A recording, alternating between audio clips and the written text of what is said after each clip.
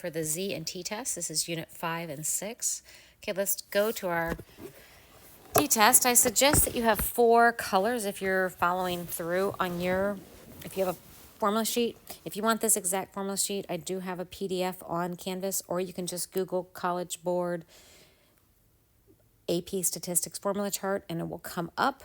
So the 4 colors I'm going to use is like a red color for my proportion. I'm going to use it for Z. I'm going to use a pink color for my confidence interval. I'm going to use for my means, I'm going to use a blue color, and then the confidence interval for the means, I'm going to use a lighter blue. Okay, here we go. So first of all, let me just remind you that whenever I'm using a standardized test statistic, I am looking to create a model.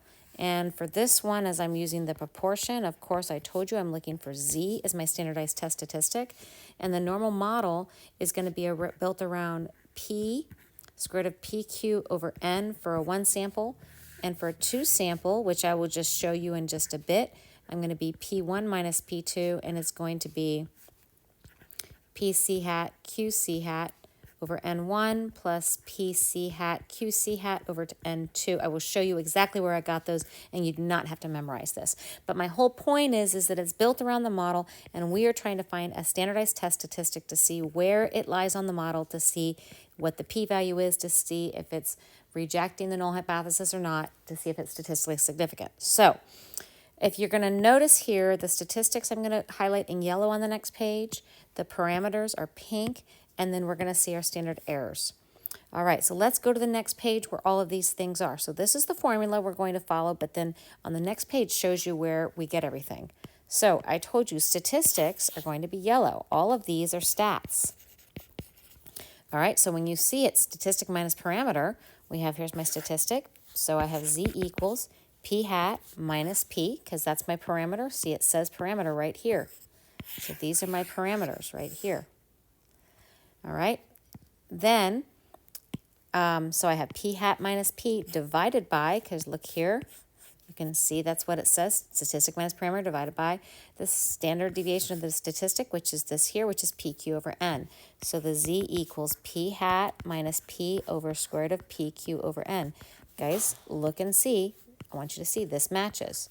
So if I have, for instance, Z equals 0.4 minus 0.5 over 0.4 times 0.6 over 50, let's say, or should it be Z equals 0.4 minus 0.5 over 0.5 times 0.5 over 50?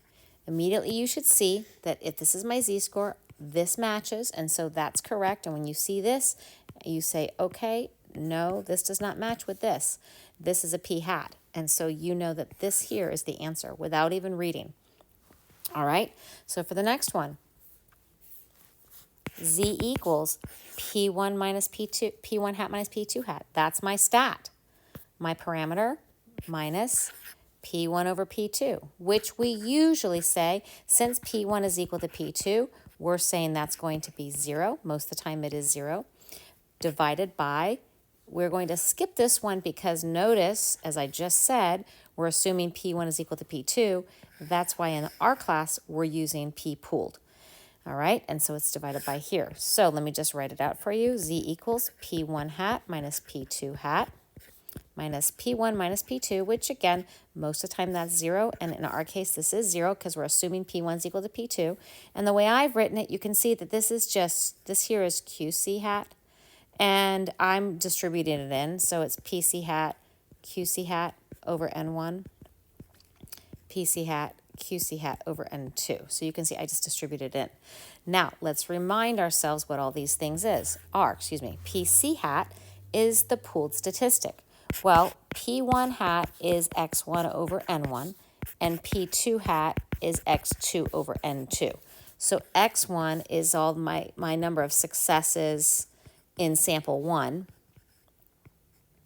and X2 is the number of successes in sample 2. N1 is the size of sample 1, and N2 is the size of sample 2. All right, and the reason that we're pooling them is because we're assuming the populations are the same, we need to also assume the variances or the standard deviations are the same. In order to do so, we have to combine them.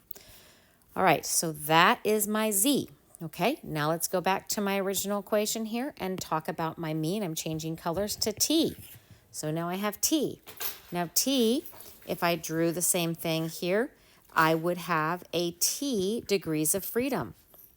Now for here, you're going to have what my mean is, and I'm going to talk about that here in a second in my standard deviation, but again, it's the same concept. I'm looking for now a t-score. The reason I have to have a t-score is because I don't know, that's my standard deviation, I don't know my population standard deviation, so since I don't know that, I can't use z. I have to know my population standard deviation to use z, so I can't do that, so now I have to use s. Well, that's handy because I'm showing you over here, since I don't know, we're never going to use these here because I don't know those. So this is really handy because you'll see I'm going to use this here and I'm going to use this here for everything. So let's go ahead and find my t. T equals, as I said, statistic. Well, these are my stats still. Stats is all in this column.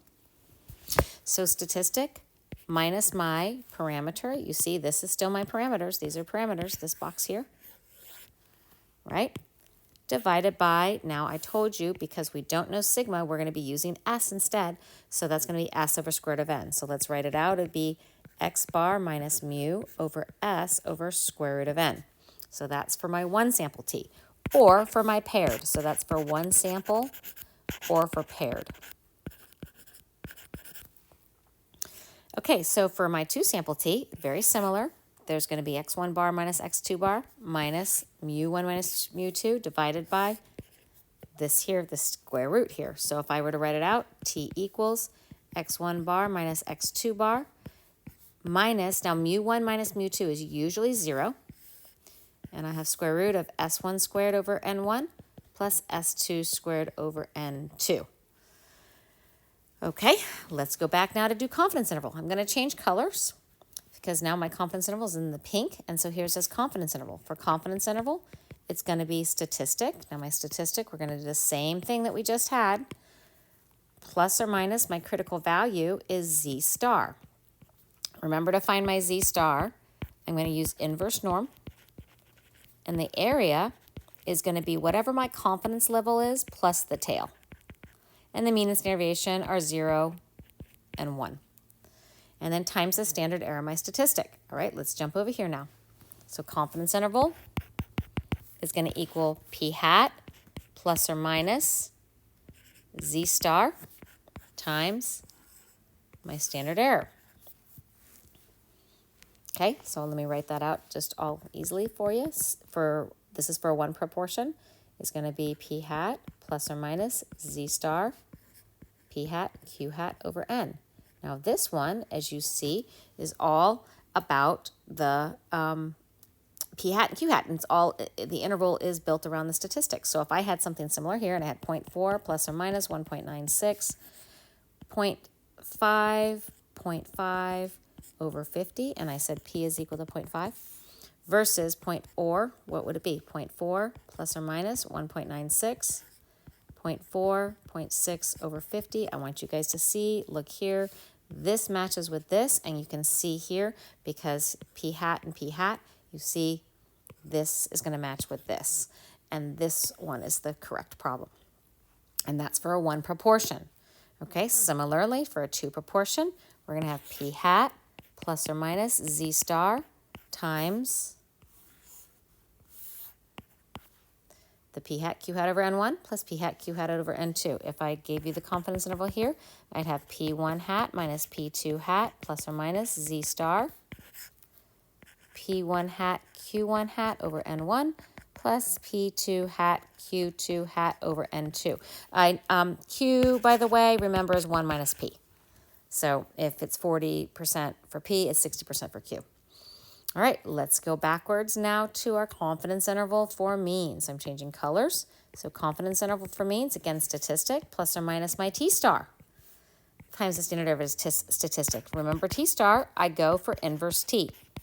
And for this one, the area is equal to, again, the confidence level plus the tail, and then your degrees of freedom. Now, for a two sample t, what I'm going to tell you to do, so because degrees of freedom is n minus 1 for a one sample t or a paired t, but for a two sample t, you're going to first of all have to run it in your calculator because you're going to get your degrees of freedom from your calculator. So run it in your calculator for the 2 sample t before you can get the t star. So you'll run a 2 sample t interval, or and then you'll be able to get your t star because that will give you your degrees of freedom. All right, so let's go ahead here. Same idea though. The confidence interval equals x bar plus or minus t star times the same thing. So that would look equal like this. Confidence interval equals, this is for a 1 sample t or a paired t, x bar plus or minus t star s over square root of n. All right, confidence interval now for a 2 sample t is x1 bar minus x2 bar plus or minus t star times this one here. So that's going to be, I'll just write it here, x1 bar minus x2 bar plus or minus t star times s1 squared over n1 plus s2 squared over n2. All right, that's it as far as the formula chart, but I do want to mention one more thing. So when you look for large samples, for a proportion, of course, we're looking for NP, NQ greater than 10, and for means, you're looking for greater than 30. What you're looking for, though, is what's in the standard deviation. So let me point that out. Let me go for this one here. So for proportion, for instance, for the z, if I'm looking for the z, my standard deviation is right here. So I'm looking for this one here that's in here, which would be NP, NQ. So this would be NP, NQ are the ones greater than 10. Now, if I'm looking for the confidence interval, so you see that's this here that goes here, I'm looking for this guy. So that would be P hat, NP hat, and Q hat, both greater than or equal to 10. Okay, so basically what I'm trying to tell you is look at whatever standard deviation I'm having, and if it's a proportion, I'm looking for P or P hat or PC in this case, or P1 hat, P2 hat, N1, all of that is going to be in the standard deviation. If I'm doing for means, I'm looking for N greater than 30, N1 greater than 30, and N2 greater than 30. Okay? Remember, there's no proportion here for means, and so there's not an NP, NQ for means. Okay, I hope that helped you out, and I hope you do well. If you have any questions, let me know.